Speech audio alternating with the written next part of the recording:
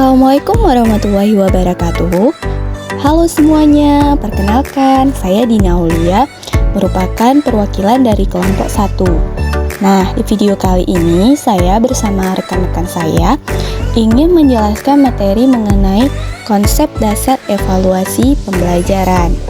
Nah, sebelumnya, apa sih itu evaluasi pembelajaran?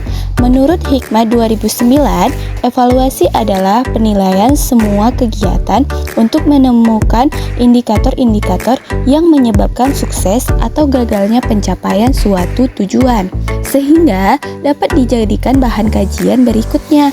Evaluasi adalah proses penilaian atau pengukuran terhadap suatu objek, kebijakan, atau program untuk menentukan sejauh mana pencapaian tujuan atau kinerja yang diinginkan telah terjadi. Nah, selanjutnya ada model evaluasi pembelajaran. Yang pertama itu ada model evaluasi kuantitatif, yaitu menggunakan data kuantitatif untuk menilai pencapaian tujuan pembelajaran. Data kuantitatif dapat berupa nilai tes, hasil observasi, atau hasil wawancara. Nah, yang kedua itu ada model evaluasi kualitatif, yaitu menggunakan data kualitatif untuk menilai pencapaian tujuan pembelajaran. Data kualitatif ini dapat berupa catatan lapangan, hasil wawancara mendalam, atau hasil diskusi kelompok. Nah, selanjutnya itu ada tujuan evaluasi pembelajaran. Ada beberapa tujuan evaluasi juga dapat disebutkan, yaitu yang pertama itu untuk memperoleh dasar bagi pertimbangan akhir suatu periode kerja, apa yang telah dicapai, apa yang belum dicapai, dan apa yang perlu mendapatkan perhatian khusus. Nah, yang kedua itu untuk menjamin cara kerja yang efektif dan efisien dan ekonomis. Yang ketiga, untuk memperoleh fakta tentang kesulitan atau hambatan penyimpangan dilihat dari aspek-aspek tertentu.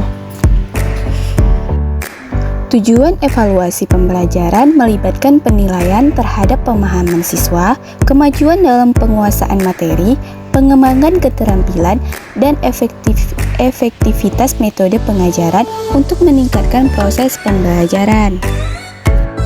Berikutnya, ada jenis-jenis evaluasi pembelajaran. Ada beberapa jenis evaluasi pembelajaran, yaitu yang pertama, evaluasi formatif, yaitu dilakukan selama proses pembelajaran untuk memberikan umpan balik dan membantu guru serta siswa memperbaiki dan meningkatkan pemahaman. Yang kedua itu, ada evaluasi sumatif, yaitu dilakukan setelah suatu periode atau pembelajaran untuk memberikan gambaran keseluruhan prestasi siswa. Contoh termasuk ujian akhir semester atau proyek akhir. Ketiga, evaluasi diagnostis, yaitu bertujuan untuk mengidentifikasi kebutuhan belajar siswa dan mengidentifikasi area yang perlu diperbaiki. Yang keempat, evaluasi formatif dan sumatif berbasis kinerja, yaitu fokus pada penilaian kemampuan praktis siswa, sering melibatkan proyek atau tugas nyata. Yang kelima, evaluasi portofolio, yaitu menggunakan kumpulan pekerjaan siswa dari berbagai waktu untuk menilai perkembangan dan prestasi mereka. 6. Evaluasi otonom, yaitu siswa menilai diri mereka sendiri atau sesama siswa, meningkatkan pemahaman mereka tentang kinerja mereka. Yang ketujuh, evaluasi survei, yaitu mengumpulkan umpan balik dari siswa, orang tua, atau staf untuk mengevaluasi aspek-aspek tertentu dari pembelajaran. Nah, penting untuk memilih jenis evaluasi yang sesuai dengan tujuan pembelajaran dan memberikan gambaran menyeluruh tentang pencapaian siswa. Nah, selanjutnya itu ada prosedur pelaksanaan evaluasi pembelajaran. Prosedur pelaksanaan evaluasi adalah bagaimana seseorang evaluator menyiapkan cara atau langkah-langkah yang akan digunakan selama proses pelaksanaan evaluasi, dan hal ini dilakukan secara sistematis, beraturan, sesuai dengan kaidah-kaidah dalam penelitian evaluasi. Selanjutnya, langkah-langkah dalam pelaksanaan evaluasi pendidikan secara umum adalah sebagai berikut. Yang pertama itu perencanaan.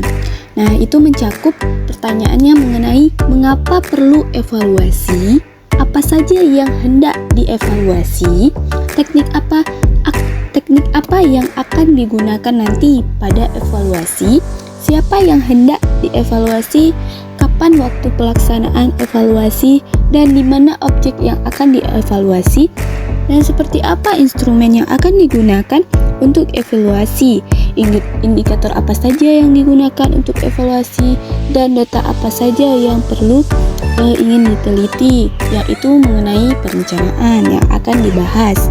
Nah, yang kedua itu ada pengumpulan data, yang dimana pengumpulan data dilakukan sesuai dengan kebutuhan yang akan dievaluasi dan dilakukan melalui tes, observasi kuesioner, dan lain sebagainya, sesuai dengan tujuan yang hendak dicapai. Nah, yang ketiga itu ada verifikasi data atau uji instrumen, uji validitas atau uji reliabilitas. Nah, yang keempat itu ada pengelolaan data, yaitu memaknai data yang terkumpul jika ingin menggunakan metode kualitatif dan menggunakan statistik atau non-statistik untuk penelitian kuantitatif. Mungkin hanya ini yang bisa kami sampaikan mengenai materi konsep dasar evaluasi. Mohon maaf apabila ada kekurangan. Terima kasih telah menonton. Assalamualaikum warahmatullahi wabarakatuh.